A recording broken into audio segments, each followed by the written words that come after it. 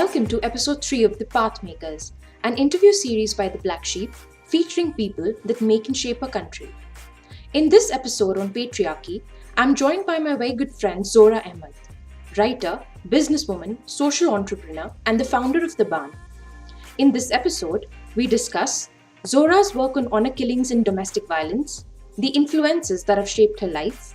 We learn about her organization Tabaan, the Feminist Witch platform, and the Jugnu Project, and how she's been helping survivors of gender-based violence in Pakistan. We end the episode with a beautiful reading of Zohra's favorite feminist poetry. Zohra, it's genuinely amazing to see you here. I'm very excited to be here as well. I've been waiting for this for a while. I know we had a few loops in the middle where we weren't able to connect, but thank you for taking time out for this. Likewise. So I think I'd like to start with your personal journey. Tell us a little bit about who Zohra is. What are the influences that shaped your life? So I grew up in Karachi, Pakistan, and I'm an only child. So I grew up in a very, as a center of a very loving family with a lot of attention and a lot of overprotection. And when I was growing up, I wanted to be an astronaut for some reason. I don't know what it was, but I think I just wanted to see space and get out of, the small town, so to speak.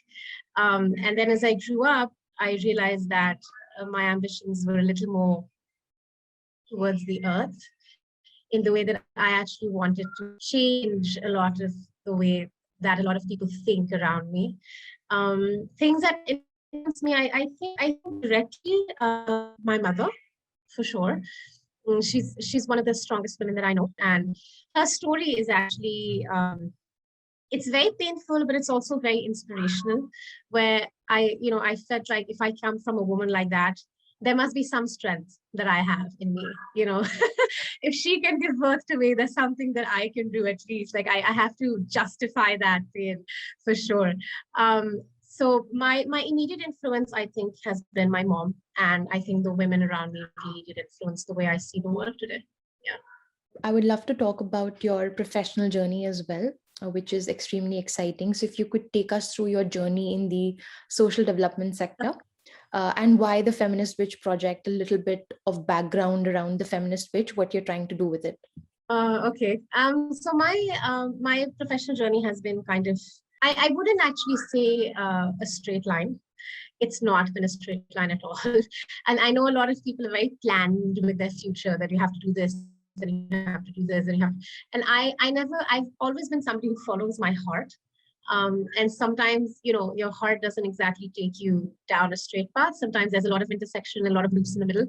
And you don't really realize why you have those loops until you look back. And that's when you can join the dots and you're like, oh, I had to pick up those talents along the way to be where I am today. So I started as, I was one of the founding members of Blah magazine. So Synergy Advertising is an advertising company in Karachi, based in Karachi. They have a few other branches in different cities in Pakistan as well. And they had launched this magazine for the youth. So it's called Blah magazine. And it was the first ever magazine like that. Like Pakistan, now we have a lot of different magazines. Mango, we have desi, we have so many others, but at that time nobody cared about the youth. It was just like everybody knows aapko wohi karna hai jo aapke maa baap nahi karna hai. Like you don't really have. And this is the first time I heard of a project where they wanted to give the youth a platform to voice themselves and just showcase whatever they love, their passion, their creativity, things that they want to do, what kind of Pakistan they see for the future.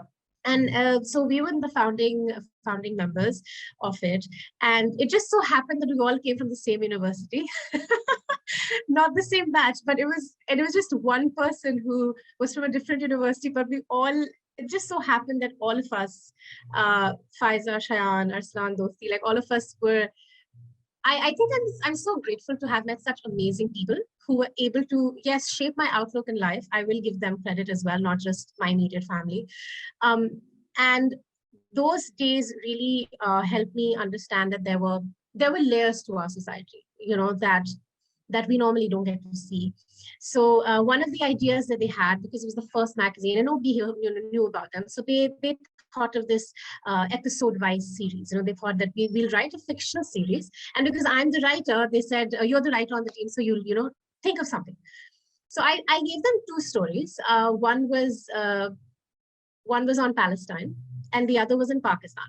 And obviously they did choose Palestine because Palestine and Pakistan, we were focusing on Pakistani society. So they didn't choose that. And the story that I came up with was based on honor killing. I don't know why it happened. It just happened. It was a story that, when you write, things just pour out of you. You don't really plan it. That's just how my art is. And so I remember sending this to the executive director, and then he called me and my immediate supervisor and he said, I'm so depressed. What have you written? I cannot get this published. And I said, I'm not writing anything else because that's the only thing that came out. And I remember I'm so grateful to Arslan, who was my superior at the time. He really supported me and he said, we really need to talk about these things. Like, I know that you don't want to talk about honor killing, but it's something that happens in our society and, it'll get us. And I think one of his angles was it'll get us marketing, because it'll be like that publicity. Oh, what are they talking about? That negative aspect of publicity. And he was really like my strength then. So he really supported me. He was in my corner. And so they pulled it through.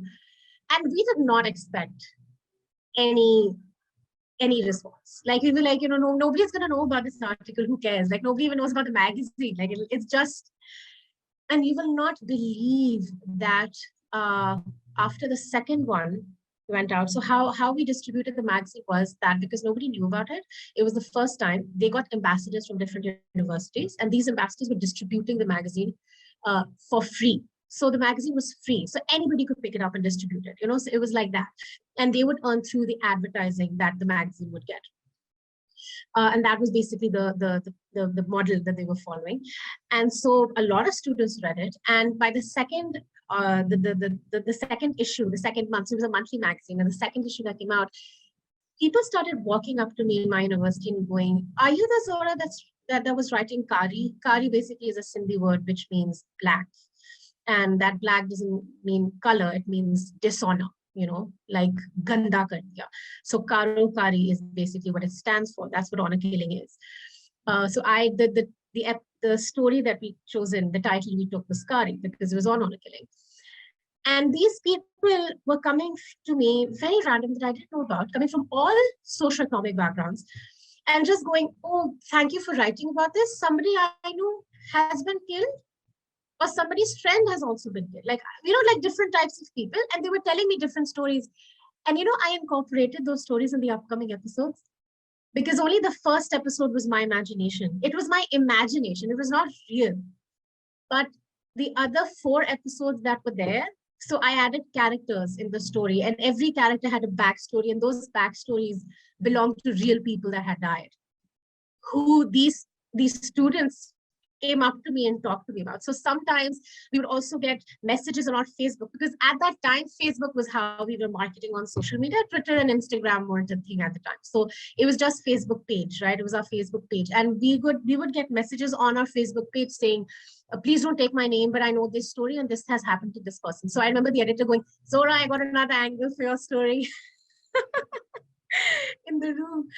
And I think maybe it's a little bit of cognitive dissonance here where I laugh when I talk about these things because that's my way of processing horror as well.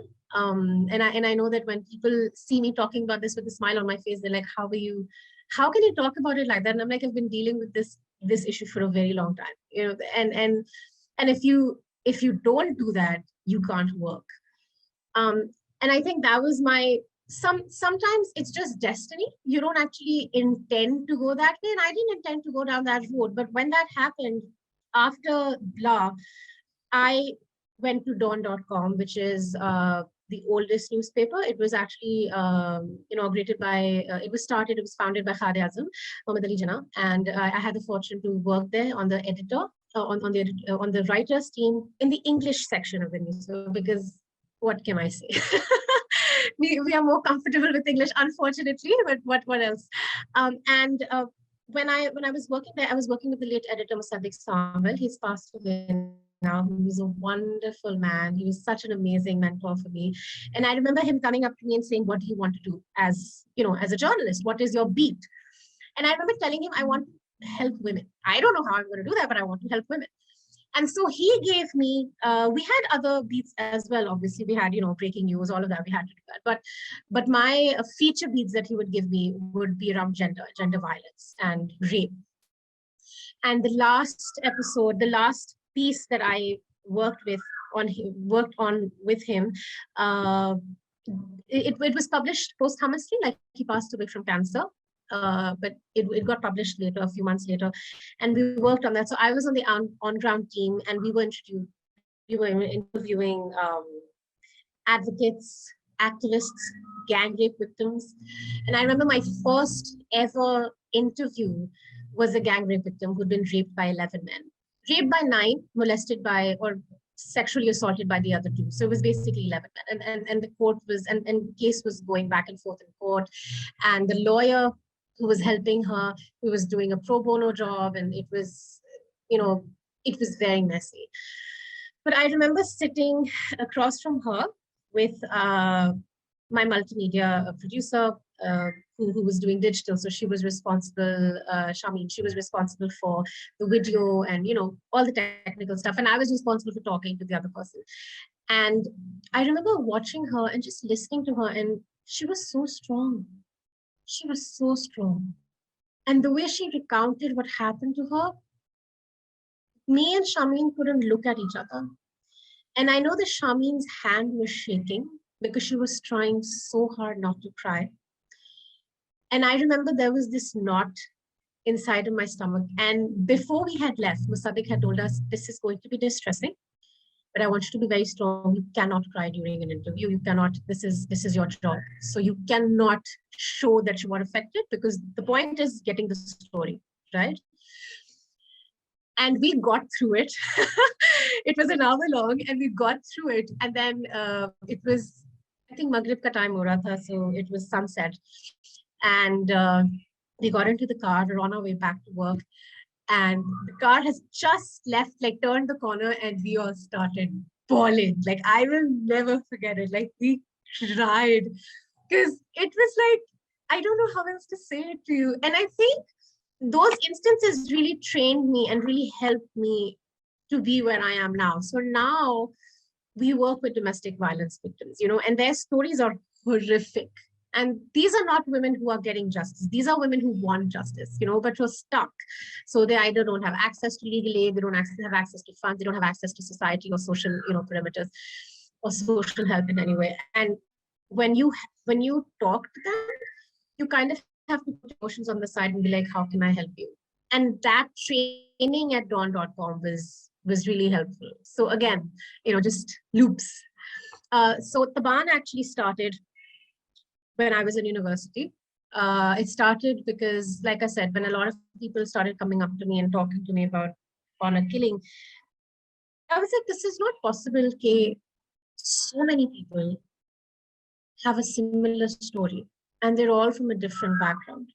So many people know so many women who've been killed, married off, silenced, shut off in their homes, relegated to a life of absolute misery. And so I started Tabaan as just a blog. And the point of that was, and this is a long time ago, this is 2015 that I'm talking about. It was a blog. It was a personal blog. It was just me getting my anger outside. Like, I just had to get it out. I didn't know how to help anyone. But I was so angry at the injustice that was happening. So the initial thing that we did was we started to write names. So what we would do was we would start to add the names of the women who were killed. So every day, me and this friend of mine, Rad, we would scout the newspaper. He would scout the regional newspapers because he's good at languages, and I would scout the English and the Urdu newspaper. And we would see the news for honor killing. And it's always hidden somewhere. It's never on the front page because it's not that important, right? So it's always somewhere in a little tiny corner. You have to be like, oh, 2 women were shot dead, buried alive. And you're like, that's honor killing, and we would put that story up on the blog. And nobody knew about that for like 2 years. I did that. And I just did it because it gave me some sense of peace that even though nobody knows about it, I'm just doing it. I don't care. And then I think during COVID, a lot of women started reaching out to me.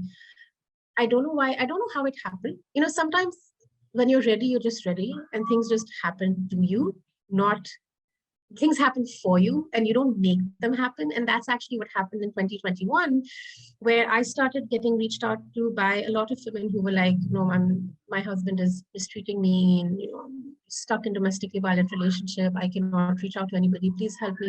And we started arranging funds for these women. We started getting them legal aid. And I was doing it on a personal level. Like I had no, you know, nobody. And I would just tweet about it online, and I'd be like, can someone help this woman, please? Or, you know, post it on Facebook and be like, or send a WhatsApp message to my friend and say, do you know anyone? And they would connect me with someone and I would connect with. And that's what happened. That's how the Feminist Witch came into being. But I was like, there are so many things that we need to talk about, and we are silenced. We're told to shut up and stay quiet, because there's this false sense of honor that is connected to that. So these topics range from domestic abuse, violence, sexual rights, reproductive health, you know, financial independence.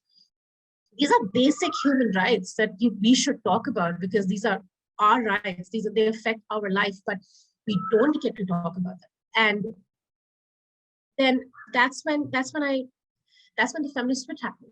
Because I was seeing all these amazing women like Nika Dad, you know, she started the DRF, just the Digital Rights Foundation, and so many other women that are just amazing, like Nida Osman, who's an advocate, who's a lawyer, who started the Women in Law movement, because there are so many lawyers who are women, but they don't have representation, which is just so weird.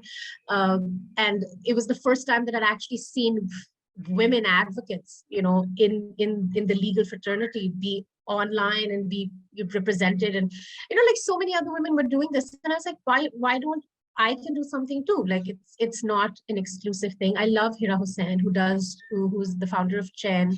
Chen is again a domestic violence platform, and they are very so they're global, right? So they have a Pakistan chapter, they have an India chapter, they have different chapters, and they have volunteers that help them all over. And I was like, you know, we need this. And when the Feminist Witch started, it was basically about feminism. So all of these topics that I just mentioned, you know, like financial independence, understanding what money is, because a lot of us don't even know how to handle money, because our men have. When did you start the Feminist Witch exactly? What year did you begin? 2021. All of this happened in 2021. This has just been 1 year. The Feminist Witch happened in January 2021, and the Jugnu Project is taking place right now in January 2022, which is weird, but I think everything just kind of settled down in its own place. So all of this comes under Tabaan. Tabaan basically means glitter. It's a Persian word, and it just means glitter. And the reason why I chose that word was because I want women to shine, you know, and that's what we're going to do. It doesn't matter how we do it, but we'll do it. we will make it shine, right? And we have to, because we're told to switch off our light and dim our light for the men in our lives. We're told to become quiet. We're told to become small. We're told to stay small. We're taught to do that. And then we have to unlearn that conditioning, like, because we're conditioned into silence. And the Feminist Witch is like this scream in the void of I don't know if you'd call it patriarchy, I don't know if you call it tradition, but it's this scream against everything that we've been taught, because it's very bold, it's very in your face. This is what we are, this is who we are, and you will walk with us, or you will sit down. We're not really, this is not a negotiation anymore. The Jugnu Project happened very organically, in that while I was working on the Feminist Witch, I realized that there's one thing that's missing, and there is resources for domestic violence and survivors of domestic violence. So we have MOHR, which is the Ministry of Human Rights, where they help victims, and we have Legal Aid Foundation. We have all these amazing organizations, no doubt. But I wanted to give women access to digital resources. Because one thing is for sure, that the internet can really give you access to a community when you're in need. And those people can be across the border. But just one person, if you connect with one person and they are willing to help you, they can change your life. I know about domestic violence victims who did not have access to their phones, did not have access to the internet, and they somehow got, they had a chance, and they connected to somebody else's internet, and they got online on Facebook, and they just uploaded a status and said, I'm in a domestically violent relationship, please help me because I don't have a way out. And their friends and their family got mobilized, and then they helped them, they got them a divorce. And it's obviously a very long process, but just that one message changed so many women's lives. And this is not one incident, this has happened with a lot of women that I've interviewed and worked with. So I realized that we don't have domestic violence resources. Like, we have groups on Facebook, groups that are run by women who would do whatever they can to help you. But if you don't have actual legal resources, if you don't even understand your own rights, how will you know that you can help yourself out of that situation? And that's actually what the Jugnu Project is. That happened. Yeah. I'm just curious to know, Zohra, because you said that we don't really have that sort of a help or the resources to tackle something as prevalent as domestic violence, which is almost like a shadow pandemic now. I think during COVID, with people, getting indoors and getting It's always been a pandemic. It has, but it's always been like a silent pandemic. It's always been there. That is very true. But what I wanted to ask you was that, are there any government schemes in Pakistan that help survivors of domestic violence, or how is the problem looked at, like, socially, or are they just private initiatives that try and help women who are stuck in such marriages? Well, we did not have much implementation of law before. We did have laws, we do have laws, but recently, this is, I think it's Malika Bukhari, Senator Malika Bukhari, who got these bills. It's a rape bill, then we have an anti-violence bill, we have a domestic violence bill, and they just got approved by the Senate. They are going to be hopefully approved by the president. They're in the last phase before they become. And this is like just this month. So this is 2022.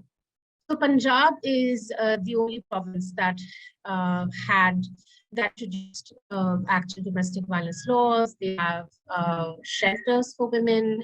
They have gender cells for women. They have specific police that are led by women. They have, and those gender cells actually, I think, have a DSP that is in charge of that. So, they have power to arrest. They have power to assist. In Sindh, the province that I come from, we have laws, but there's no implementation as such. And I'm not saying Punjab has a level of implementation. No, it does not. But at least they have laws. Most of the help that domestic violence victims get is from NGOs. So you have different NGOs like WAR, for example. They have War Against Rape, right? So you have privately held shelters like Panaga is a shelter. Some of the shelters that are run by the government, like Darul Aman, for example, they are not in a condition that you would want to have. You wouldn't want to be there, because when you are dealing with somebody who already has trauma, you want to give that person a safe space. But these don't have people who are trained as well as they should be. They don't have access to a lot of facilities.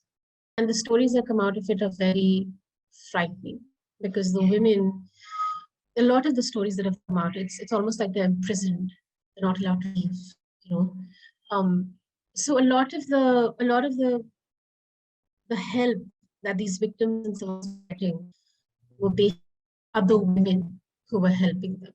So there's this it's this group on Facebook, Soul Sisters Pakistan. It's run by a woman called Kaval. You probably have, I don't know if you've heard about her, but you definitely need to get in touch with her if you haven't. She is such an amazing woman. So Soul Sisters basically did 7 or 8 years ago sometime. And she started it as a safe space for women to just come and talk, because women have never really had safe spaces to talk, about this stuff. And because A lot of times it's because our sisters are overtaking the men in our lives. And I don't care if you have a segregated family or if you have a mixed family. A lot of times the men will take over in one way or another, and women not a lot. Women don't feel safe about this because they know there will be backlash at whatever level. And what Soul Sisters Pakistan did was it allowed women to discuss things, like periods, like anything, like emotional intimacy, anything and everything. And yes, you have all generations of women there. And yes, you have some backlash sometimes when the younger generation goes, something that we should talk about, and the older generation goes, oh my God, never did this. Kamal has to really moderate that and be like, this is their truth. You were not allowed to do this. Does not mean it's wrong.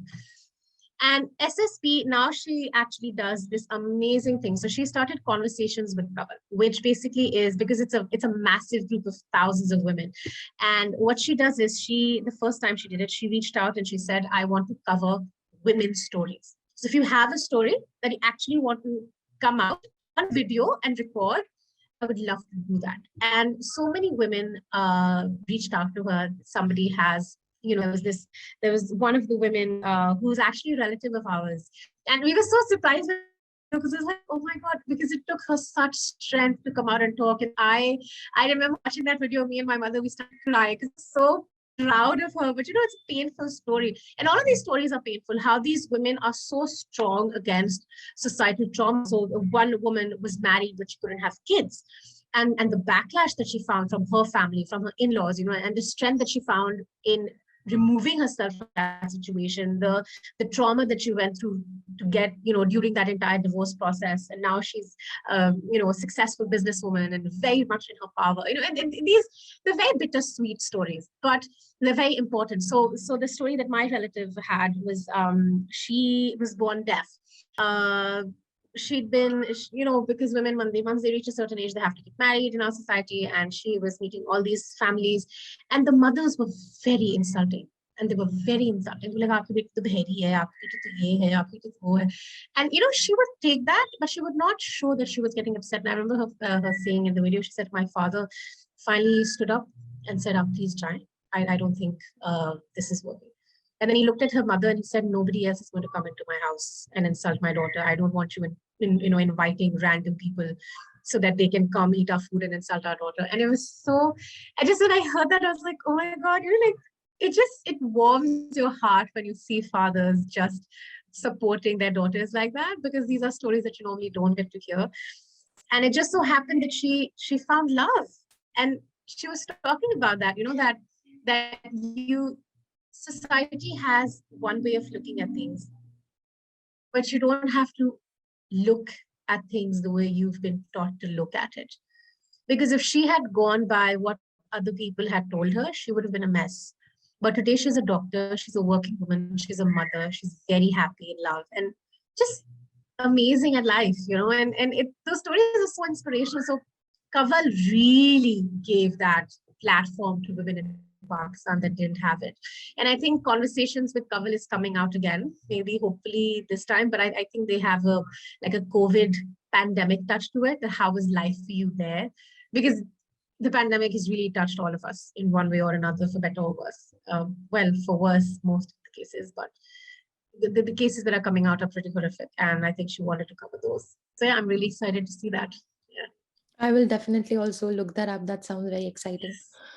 I wanted to draw your attention back to the Feminist Witch project, because I remember the first time I discovered it. For digressing. No. The detours are what makes an episode enriching and worth listening to. So I love the detours. Please keep them coming. Thank you. I just wanted to ask you if there's a backstory to the name, the Feminist Witch, because I love the name. Yes. I genuinely do. Yeah. Thank you. So I actually wanted to name it Chudel. But then I realized that I didn't want the Feminist Witch to be stuck just for our society. I wanted it to be like a website that other people could come on and relate to. So people who don't know Urdu or don't know Hindi, for example, they don't know what Chudel means. But everybody knows English, or at least most people know English who are on the internet. So they will be able to understand the basic gist of what we do. And that's how the feminist witch happened. Because in our society, women who are feminists are known as churens. So I said, yes, we are. And we're going to proudly wear that name. I don't care. You're listening to The Pathmakers, an interview series by the Blahcksheep featuring people that make and shape a country.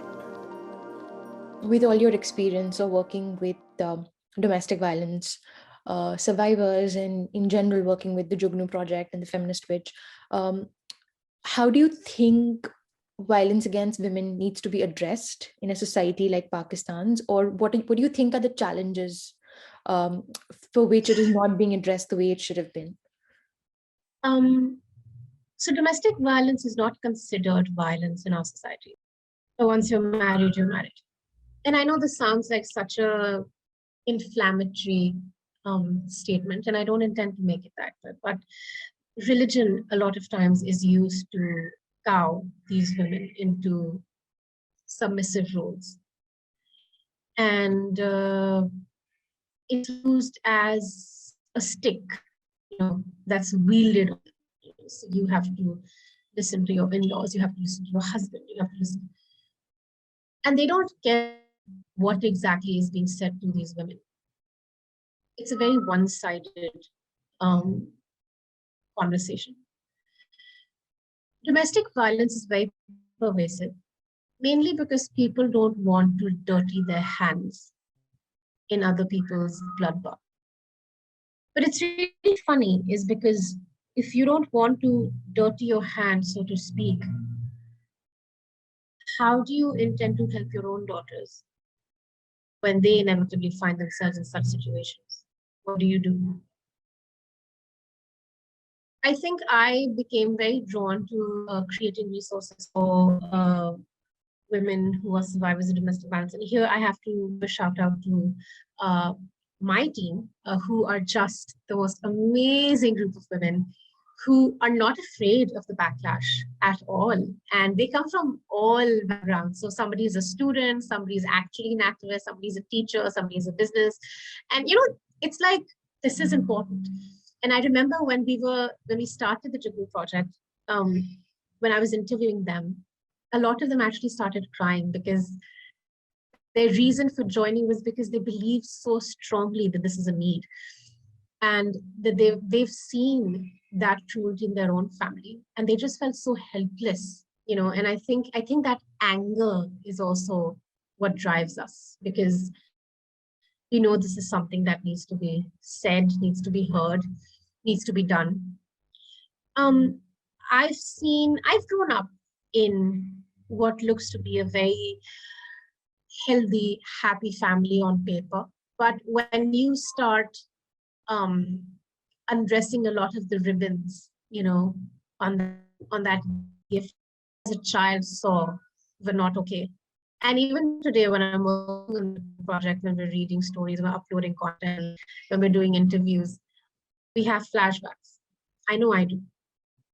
And that entire memory takes on a very different meaning, because you're looking at it in retrospect, from a very different headspace, from a headspace of knowledge, Now that silence is not a silence of love, but a silence of fear. And as a child of 5 years old, I probably didn't understand that then, but I understand it now, So you learn to pick up little nuances, and that kind of makes you question your own memories in your own childhood, where you're like, wait a second, maybe it wasn't as happy as I thought it was. The women that I've grown up around are very strong because they had to be. So domestic violence, let me clarify. A lot of people think domestic violence is physical. It's not. Violence can come in multiple forms. It can be sexual, it can be emotional, it can be physical. Sometimes it's a mixture of all three. The most common form that we have in Pakistan is emotional and physical. And they're all horrible, obviously, but when you emotionally destroy a person, become a shell of their former self, that is just, because we work with victims like that, survivors like that, and to help those women stand up and try to find themselves again, who they used to be when they were, let's say, 6 years ago or 8 years ago before they got married. It's a very different headspace. It's a very different journey. It's very hard. I'm not going to deny it. I started the Jugnu Project because I realized that we needed to have these resources. So the Jugnu Project basically is named after my khala who passed away. Her name was Meher. We called her Jugnu. And she was a domestic violence survivor for 30 years. And then she finally got passed away. And during all that time, while I was growing up, we heard about that, उसकी तबीयत सही नहीं है, आज उसको hospital में चले गए हैं, आज उसका डायलिसिस हो रहा है, बीपी बढ़ गया है, बीमार रहती है. And people don't realize that a lot of these physical ailments are manifestation of domestic violence in one form or another, whether it's emotional, mental, physical. And it's narcissistic abuse. In her case, for sure, it's narcissistic abuse. And we have a lot of narcissism in Pakistan. We have a lot of it, and we don't talk about it enough because there's no awareness of it. And that's my mission. Is I have to talk about it. I can't stay silent anymore. And what infuriated me and what drove me to create this was, while she was alive, people would whisper behind her back about "Hi, bichari, kya qismat mili." And these are all women, by the way, make no mistake about it. And when she passed away, I'll never forget this line: "Bakhshi bakhshai gayi, seedha jannat milegi." And I remember sitting there going, she didn't have to go bakhshi bakhshai. You could have helped her while she was alive. We were kids. We didn't know what the hell was going on. But you could have done something, right? You were an adult. You would have done something. But they didn't. People like to talk in our society. They love to talk about the stuff. They never. There was one of my father's relatives. He became very domestically violent with his wife, and they have 2 babies and very small kids. And obviously, it was he became an alcoholic. He started drinking, and he would lock the kids up in the room. And my father, with his father, visited them in their house once, and just to. My first reaction was, why are you talking to him? Send him to jail. Get him beaten up. Make him understand that he can't do this. And my father's like, are you mad? We can't do this. He's family. We have to talk to him. And if he listens, he listens. He doesn't listen, he doesn't listen. Too bad. And they just went one time and then they never went back. Okay, like, is it done? We had to talk to him. Has he changed now? Of course not. When do people change by other people talking to them? That doesn't work. It's a pandemic in Pakistan, has always been, and it's not a shadow pandemic at all. It's in your bloody face. You just don't want to see it. Women in Pakistan, there have been so many stories when they run away from their homes, and if they go to, let's say, an FIR, then they go to the police station to get an FIR registered, or they go ask for help, they'll ask for bribes, they'll ask for sexual favors. In many cases, they will just send the woman right back to the house and be like, "Aapki amanat, sorry, galti se hamare paas bhatak ke aa gayi thi." Because a lot of these security officials come from the same background. They've been brought up in the same society that believes women deserve to stay at home, deserve to be owned by the men in their lives, right? So when you actually talk about these issues, they're like, we can't, because the men in their family will not accept it. And my question was, how many more women have to die before we start realizing that women are not your honor? We have our own honor, we have our own body, we have our own life, we have our own autonomy. We shouldn't have to fight for our basic freedoms. And if a woman leaves her house, it should not be कि यार अब आपकी शादी हो गई है, अब आपकी अस्थि यहाँ से उठ के जाएगी. That's not the mentality that you should have. And that's not why you give birth to daughters. If all you do when you give birth to daughters is kill them, either by burying them alive under the ground in infanticide or burying them alive after they're married, just kill them. Don't give birth to them. Abort the baby. There was this dialogue in one of these movies. I don't know kaunsi wali thi, but it was a local movie on honor killing. And I remember this woman screaming before she was hanged. She said, "Agar paal nahi sakte to paida kyun karte?" And that just I will never forget that line because that's really true. Women are really looked at. मेरी जिम्मेदारी नहीं तुम्हारी जिम्मेदारी और तुम अपने पास रखो तुम जैसे भी हैंडल करना तुम मार दो बस मुझे बॉदर नहीं करना because honor is a very big thing in our society and honor comes from how do people talk about you, how do people perceive you. If they start talking about you behind your back, if they say अरे उसकी बेटी का तो देखो, आपको अपनी बेटी की परवाह नहीं है, आपको इसकी परवाह है यार लोग आपके बारे में क्या बोल रहे हैं. Who cares? Why are you so worried? And I think that's one of the reasons why the Feminist Witch and the Jugnu Project are so important to me, is because we have to stop waiting to be seen. We are taught that when we are girls, we're taught that, you're a princess, you will have a prince one day, your family is your fortress, and then your husband's family will be your. It's not like that at all. There's this feminist, I don't remember what her name is. She's a very famous feminist. I'll send you the name. I remember her. She said that what if I have to save him? What if he's stuck somewhere in a tower? What do I do then? Innocent, we don't think like that because we're taught to That's a very sit valid pretty. question to ask. What if he's stuck somewhere in a tree? What do we do, right? And I love the reason why I love feminists is because they're so unapologetic about the fact that a lot of things that we are taught in our society are wrong and they need to be corrected because we refuse to give our daughters the same society that we are born in. And that's the crux of it. And it's hard. I'm not going to deny it. We have so many women. We have Tuba Said. We have Asma Jahangir, who has obviously, she's passed away. She was an amazing lawyer. And she was a lioness. She was an absolute lioness. And, maybe one day Pakistan will have another Asma Jahangir. But till then, I think all of us are just trying to do whatever the hell we can in the massively large footsteps that she's left in her wake, trying to trying to fit into that and trying to create our own little path. But it's very frightening. But it's also not an option, being afraid, because what other choice do you have? Nobody else is going to save you. You have to save yourself. You mentioned a very interesting phrase earlier, which was narcissistic abuse. I would like to learn a little bit more about that from you, where that is coming from. What is the context? Okay, so I'm not a psychologist, so please don't take this as a diagnosis of anybody who you relate to with regards to what I say. But it's something that I've noticed in our society. I think it also comes from the massive disparity that we have with regards to how men and women are raised.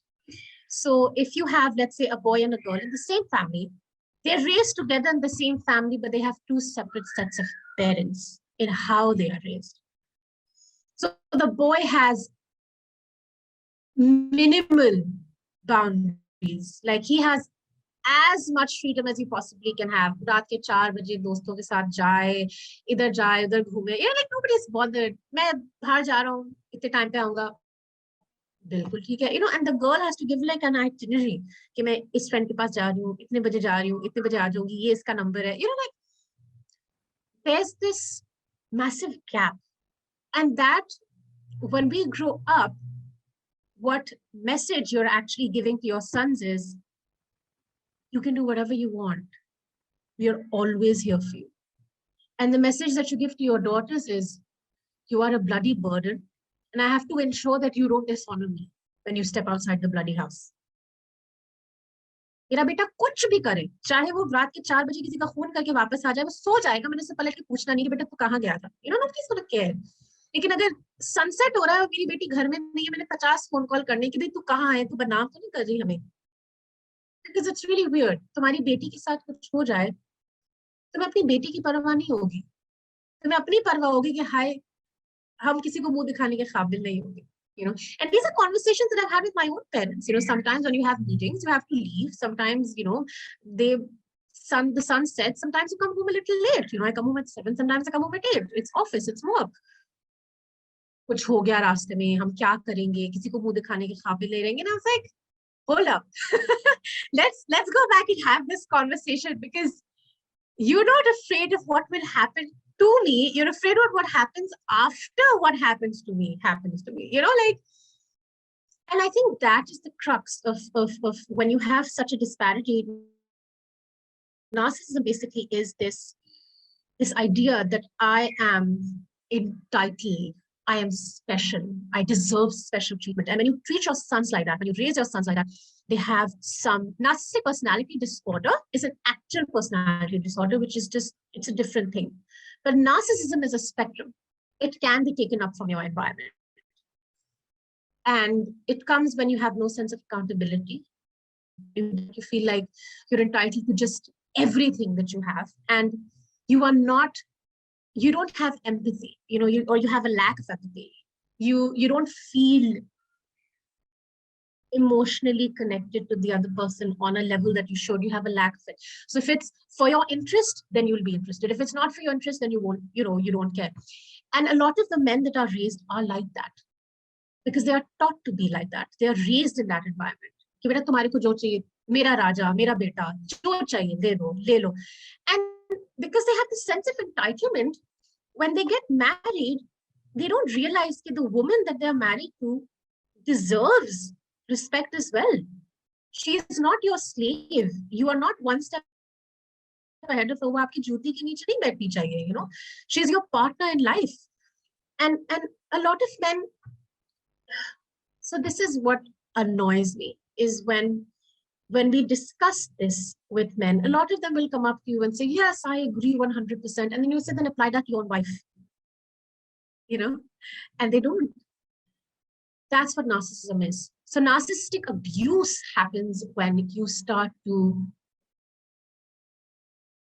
abuse the other person next to you. You devalue that person. अरे मेरी बीवी इसने तो कुछ किया ही नहीं है, बस बैठी रहती है सारा दिन घर में. How many of us have heard that about, women that we know? How many of us can relate to that because we've heard similar statements? That's devaluation. वो घर में इसलिए नहीं बैठती क्योंकि उसको शौक है, वो घर में इसलिए बैठती क्योंकि तुम्हारे अंदर इतनी मर्दानगी नहीं है कि तुम बर्दाश्त करो कि वो खुद के पैसे पे जी के अपने पैरों पे खड़े हो सके, ताकि वो तुमसे दूर रह के खुश रहे. Like I get so annoyed when I talk about this, because it's real. And these people, these narcissists, they have a system. So domestic violence is not, so here's something that I definitely want to clarify. Domestic violence does not happen in isolation. We tend to think that it does. We tend to think, oh, there's an abuser and there's a survivor, and they had that. Oh, poor survivor, these two. But it's not like that. The abuser is assisted by family members, by friends, by neighbors who saw things, neighbors who heard things, but refused to give attention to whatever that was. It just feeds the narcissist even more, because you're not holding them to their, you're not holding them responsible for whatever they are doing, because they know they can get away with it. They put a very nice face. A lot of these people, when you see domestic violence, at least, I'm not sure about everyone, but at least the cases that I have worked with, it's been surprising, because when I first started, I had this idea that domestic violence only happens in the lower strata of society, in the lower economic social sector. It does not.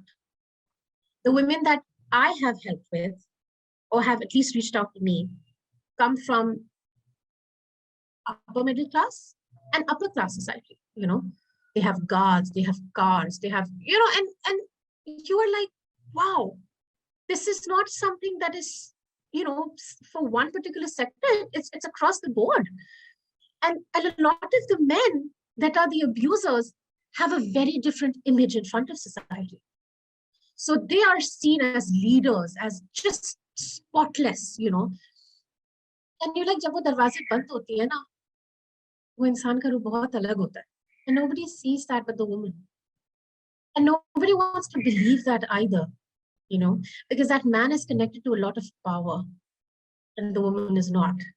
So that financial power that the man has, when he's connected to different networks of other men, they hold that. He's assisted in that, because a lot of these other men are very similar in how they deal with their women. So it's a societal problem. I will say that it's not in isolation at all. So yeah, that's what narcissism is. to give it to you in a nutshell. Oh, that brought in a lot of clarity on where you were coming from. But I completely do agree with the Raja Beta syndrome. I think we also have it on this side of the border for sure. But I was very curious to know that now that we know as feminists, now that we've diagnosed the problem, we know it's sort of a deeply entrenched idea of what women should do, a certain sort of roles for them defined, and what men should do and the roles that they should perform. Um, how do we fight this deeply entrenched mentality? How do we basically break the cycle? How do we help domestic abuse survivors come out and sort of break their silence? As feminists, what should we really do? And this is a thought that I really struggle with, and I was hoping to get some answers from you. This is an ongoing process, so it's not obviously the end all and the be all, because it's progressive. But I feel like on an individual level, we need to have the guts and the bravery and the courage to start having those conversations within our friends groups and especially within our families. And I know this sounds so mundane, conversations once again, but it's not easy when you have male members of your family from another generation and they're sitting across from you and they're screaming their head off, and you are standing there in your power and saying, I will not bow down to you like your wives have done. I refuse to do that. That's a very frightening thing, but you have to, because there is no other way to have conversations. But you have to have conversations on an individual level. But I think I also feel like the media needs to play a very important role. For example, this is a conversation that keeps happening online, and I really do feel it's important. It's because we have all these dramas, right? These drama series that women love to watch, and so do a lot of men. And a lot of these drama serials show the same old, story: emotional abuse, the same old tired cycle of the Sati Savitri, the same old cycle, oh, end mein jaake sab theek ho jata hai, ya nahi hota hai to bichari ko sawab mil jata hai. And you need to stop that, and you need to tell real stories. You need to have storylines that question this. Why is this happening? If a woman is, for example, divorced, why can't she get married again? If she's widowed, why can't she get married again? If two people are in love, they have the right to marry. They should not be killed for that. You don't control other people's lives. If a woman is in a domestically abused relationship, she should realize that it's not her fault, and she has the right to ask for help, and other people are obligated to help her. They should not turn a blind eye. But we have the same old, ghisi-patti stories. I really feel like if we start having at least one or two dramas, and then progressively start questioning, because the media has a very important role. We have all these governmental ads that talk about hum ye behtar kar denge, hum wo behtar kar denge, and you're like, can you also talk about how you're going to help women? Nobody cares. So I think it's up to us to have at least conversations online, offline, start these groups, start spreading this awareness. Like, for example, resources. We have CHAIN, we have the Jugnu Project, we have the Feminist Witch, all of these, we have the Digital Rights Foundation. We come up with tools and resources. Women that you know may not be aware of us or may not be aware of the resources that we have, please share them with that. And please tell them that even if they don't have anybody in their immediate family circle, they have us and we will help you. And that's something that I've learned. If you cannot depend on your own family to help you out of a situation that is violent, you don't have to ask them for help, and you don't have to feel like you're all alone. The reason why I love the internet so much is because you can connect to us and you can ask for help when nobody else is helping you. And I think that's what we can do. It's a very long process. It's a very tiring process, and it may not change immediately, but maybe in the upcoming generations, maybe in the generations of our daughters or their daughters, something will have changed. Something will be different. We can only hope and keep fighting. Yes. Another thing that I wanted to ask you about was intersectional feminism, because at the core of your work is a very strongly rooted idea of intersectionality. Yeah. Why is that important to you, and how do you define intersectional feminism? So for me, feminism has, at least the way people take it in our society, is that it's a women's movement, and it's a certain type of elite woman is going to be a feminist, because these are the woke, and it's actually not like that at all. When intersectional means races, gender, sexuality, socioeconomic backgrounds, all of that overlap because you have similar barriers and you face similar challenges and you help each other through those challenges. That's, at least to me, is what intersectional feminism means. Feminism does not mean that we hate men. Feminism, it does not mean that we think we are so superior. It just means intersectional feminism for me means co-creating together towards a beautiful society. So if, for example, let's say we have one group who is women, one group who is men, one group who is trans, and maybe the women and the trans community, they may not face the same problems, but they may have similar problems that overlap. And the men will also be affected by that. For example, when you're talking about masculinity, when you're talking about toxic masculinity, right? Men are affected by it. You're not supposed to cry. You're supposed to be strong. You're not supposed to have emotions. You should not feel empathy. And all the emotional baggage is on the woman. And the man he also suffers from it. But he doesn't understand that he suffers from it because he has to be strong. So he's taught himself that I am the strong one.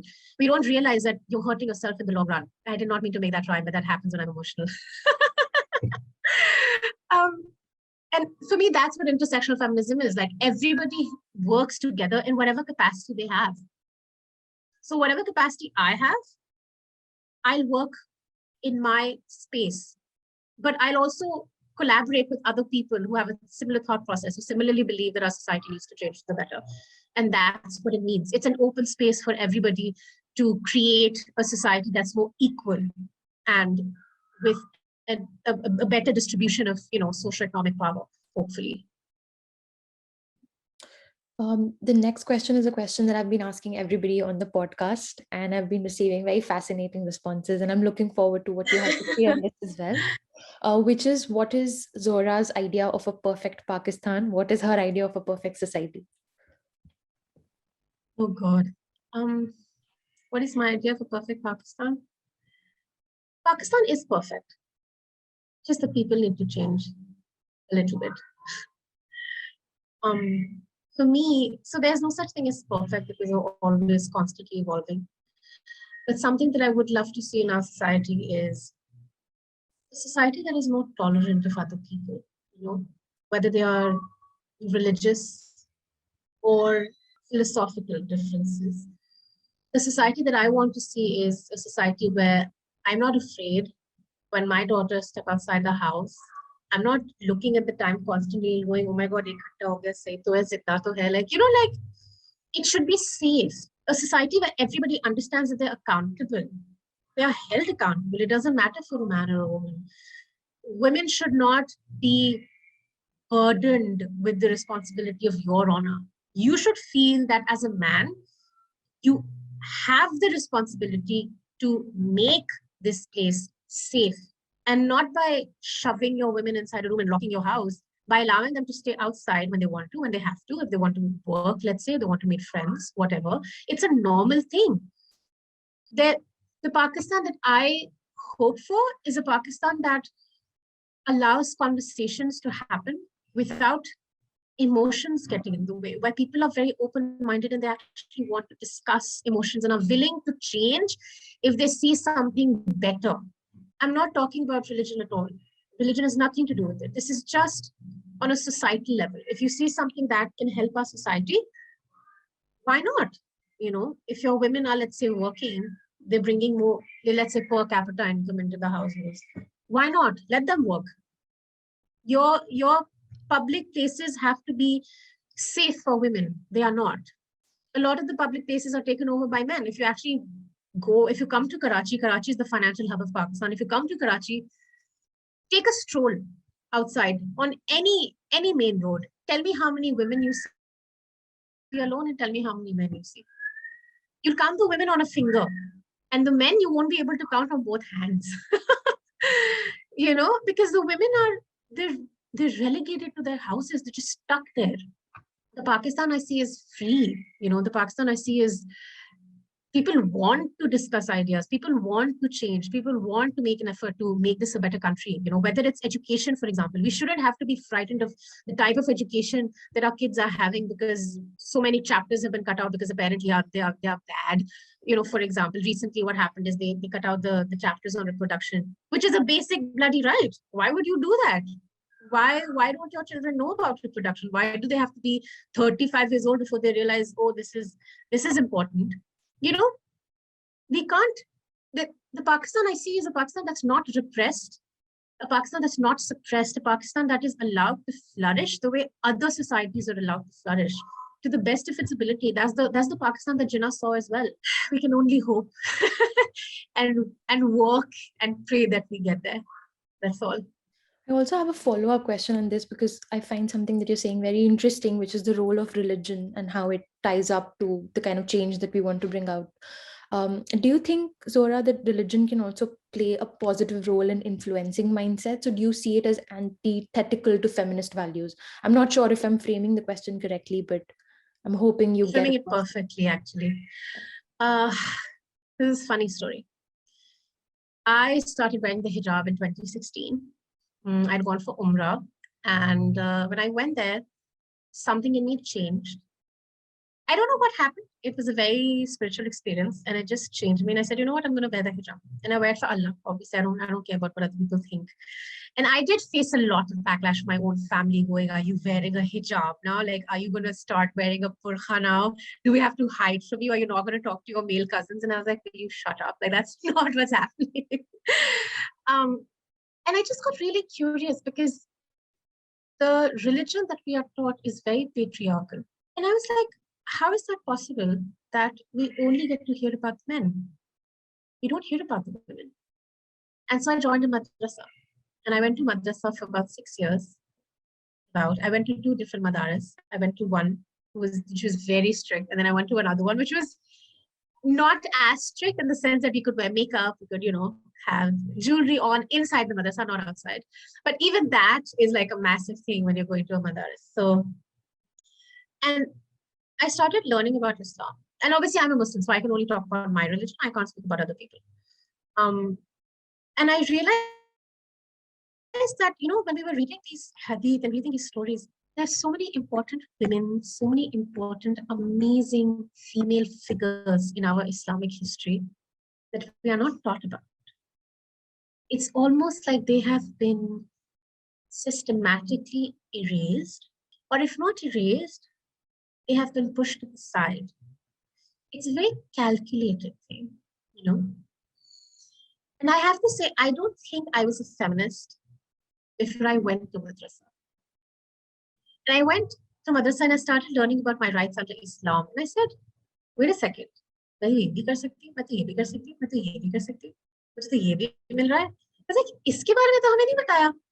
and I became a feminist after I stepped out, which is really weird and counterintuitive, I suppose. I don't know, because I'm not sure a lot of people have had this journey, but that's been mine. Because Islam gives you a lot of bloody rights. And if they actually start to talk about Islam the way it was meant to be talked about, they would listen to it. Women have the right to earn. And whatever they earn, for example, their husband does not have a right over it. Very random, but it's true. When they say that women should not work. Oh my God. I'm so afraid because we're talking about religion and I live in a very intolerant country, but never mind. A lot of the Sahabiyat, the female women in the community at the time of the Prophet, they had businesses of their own. They were independent women. For example, it's a very, one of the women that I absolutely love is Musayba bint Ka'ab. She was a general. She led an army. She led an army of men. She would wield swords. She was one of the biggest, strongest fighters in the army. And I mean, we don't hear about them. We don't talk about them. I've learned about them through my own research because I've been like, why is this only that I'm, you know, yes, we have amazing men. We have amazing Sahaba. Nobody's denying that. Nobody can take their place. Hazrat Umar ibn al-Khattab radiallahu anhu, Abu Bakr radiallahu anhu, they're massive. But the women were also there. But we don't hear about them. The masajid don't talk about them. And a lot of times the madrasa, the teachings that you will get in the madrasa, a lot of times they will tell you to, I hope I don't get a lot of backlash for this, but a lot of times you're taught and you're conditioned to be invisible, which sits very perfectly within our society as a whole. But when you look at other Muslim societies, you look at Egypt, you look at Turkey, women are standing side by side, they are cunning, they are independent, they are strong. And you look at them and you're like, ye bhi to Musliman hai, ye bhi to Islam Sikh hai, ye log kyun nahi ghar mein baithe? That's a question, right? Religion can play such a strong role in uplifting our society, but it's not. Unfortunately, it's used as a tool, to hurt other people. But that's actually not what it's for. Islam is enlightenment. Islam is light. And if you actually study it for what it's meant to be studied for, how it's meant to be studied, it will open your mind and your heart. But nobody really wants to do that. Nobody wants to bother with learning Arabic. Nobody wants to bother with understanding the stories behind these amazing people and how these women stood strong in this answer. So I don't know if you've heard about it. So it's called, so there's this serial, this Turkic drama, this Turkish series. It's called Ertugrul, I think, and Carlos Usman. Yes. Okay. So there are two dramas, and Ertugrul was apparently a king. I have not seen them, but my parents are crazy about them. That's how I know. And Pakistan, the people of Pakistan just went mad about it. They're like, oh my God, this is our heritage. We are Islamic and Muslim and everything. Because they basically talk about, Muslims in power. Funny thing is that history itself depicts how the women themselves were a source of strength to the men, not because they were sitting at home, but because they were fighting in the battlefield right there. They were strong. They wielded swords. They killed other people. They were strong. And everybody, everybody really loved this series. And then recently, I think this was last year, towards the end of last year, some of the people started started questioning the validity of this because the women were shown to be, fighting side by side with the men. And I said, now you realize the dichotomy of this. Now you realize why it doesn't sit into our societies. This is our society. This is what we should be like. This is our culture. It's because you want to have this glory, but you don't want to have your women next to you when the glory happens. And you don't realize that that is the only way it can happen. And that's the funny bit, I think. So I would love to know about your favorite poets and writers and the books that you really, really vouch for. And if you could read us something, an excerpt or a poem or whatever. Thank you. Yes, I am. I love writing. I found that writing helps me clear my thought process. So I'm somebody who can get very emotional. And when I'm faced with situations like this, and I've realized that even as a child, writing really helped me clear my mind. And just, so when I'm emotional, I write poetry. Like I can sometimes speak poetry when I'm feeling very emotional about something, but I can spit rhymes, so to speak. I have a bunch of favorite authors. Currently, one of my favorite authors is Mona Al-Tahawi. She is an Egyptian author. I think she's Egyptian Canadian. And she is a feminist who is fierce, unapologetic, and just angry. And I love it. I absolutely love how angry she is because she just does not care. And one of my favorite books that she's written is 7 Necessary Sins for Women. And she basically, in that book, explores the cultural context in which women are brought up, So, and surprisingly, one of the chapters in that book is about profanity. Like she's actually dedicated an entire chapter to profanity and said, because we are taught, right? So it's in our conditioning. You can't speak bad words, you can't scream, you can't be loud, you can't do this, you can't do that. And she just goes against all of that. She's like, she makes a list and she goes, done, done, done.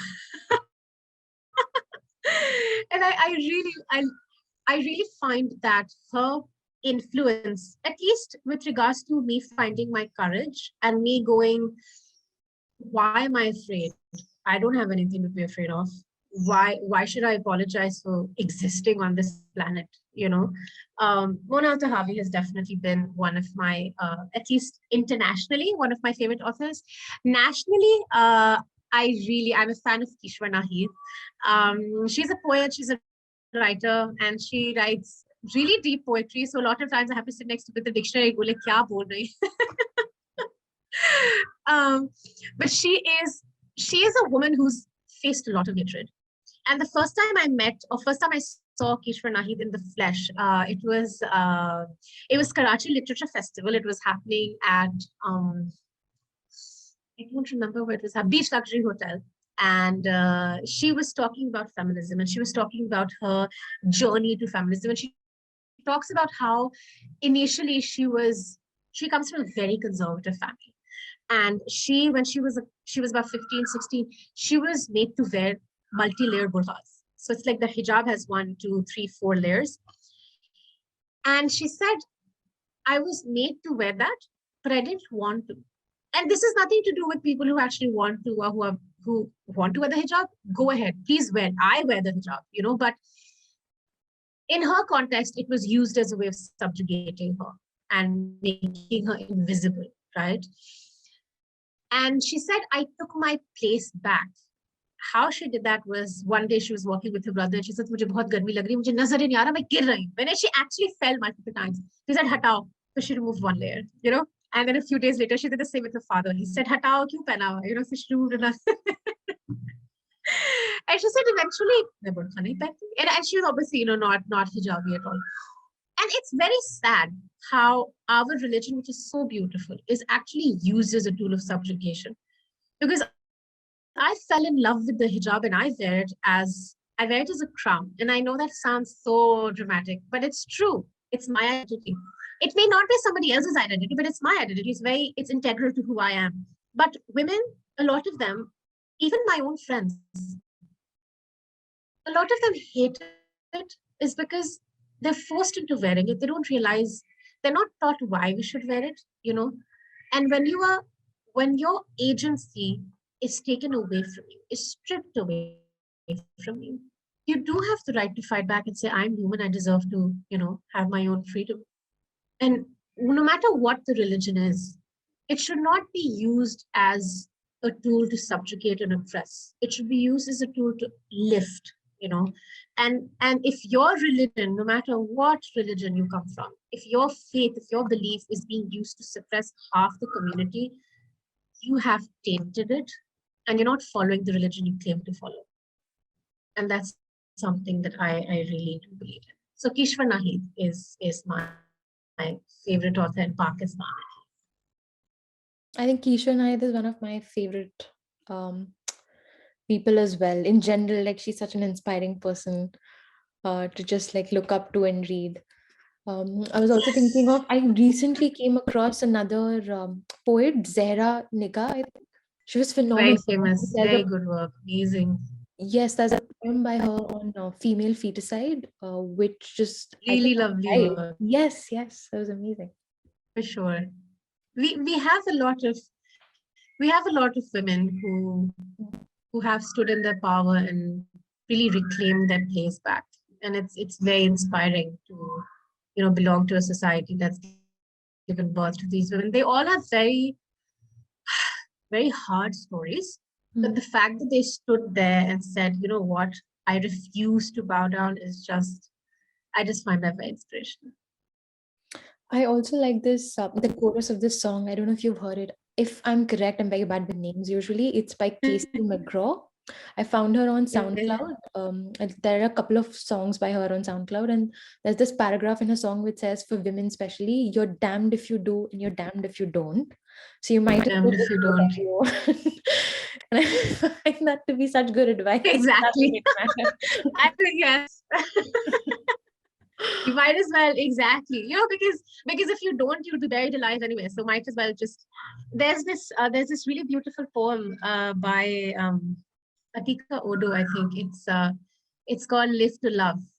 So I don't remember the poem exactly, but she basically talks about. It's a poem that she's written to her daughter, and she basically talks about honor killing. And she's basically saying, if they kill you, so what? At least you'll have love. And that's saying more than anybody else can, any one of these people that are throwing stones that you can say for themselves. And I found that so touching, and it's horrific if you actually think about the background of the story, but it was beautiful. Yeah. So I'm very excited for your reading now, whatever you're reading. I would just like to give like a disclaimer. Okay, if I say anything wrong, please forgive me. This is a Kishwar Nahi poem, and I would just like to say that I mean no disrespect at all. In case I don't read it the way it's meant to be read. There This is is a no poem that wrong version of a reading, Zohra.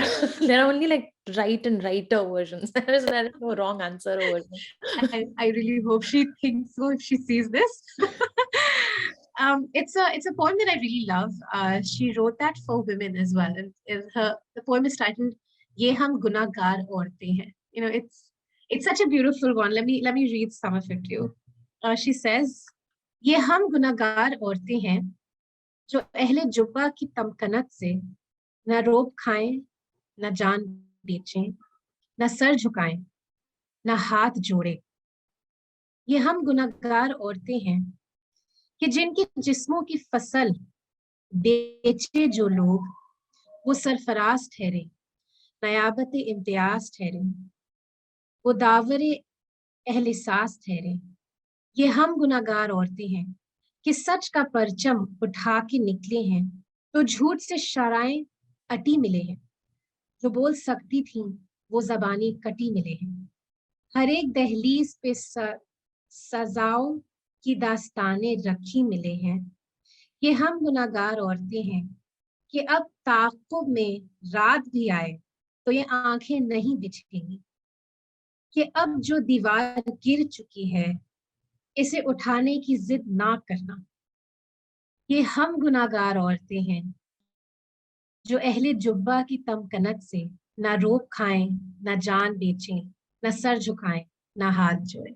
I love her so much. That was so beautiful. I didn't want it to stop. I didn't want to stop there.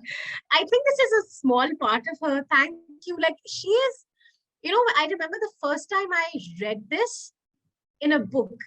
I wanted her voice, and I have that recording with me. I have, and when I'm feeling really like upset when I'm working, I'll send that audio to you. I just listened to that audio, and it gives me such power because it really talks about the so many women that have sacrificed themselves creating a pathway, and so many of us who are now walking on that same path.